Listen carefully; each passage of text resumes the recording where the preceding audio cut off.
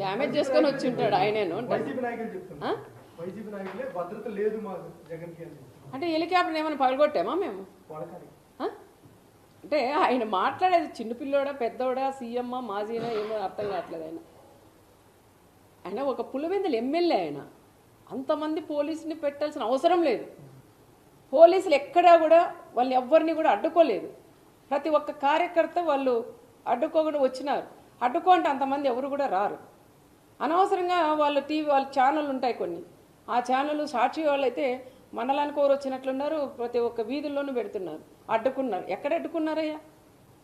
మీ సాక్షి వాళ్ళు ఎవరైతే ప్రెస్ వాళ్ళు ఉన్నారో దమ్ముల మీద చేసుకొని మీరు చెప్పగలరా జగన్ రెడ్డికి పోలీసులు అడ్డుకున్నారని?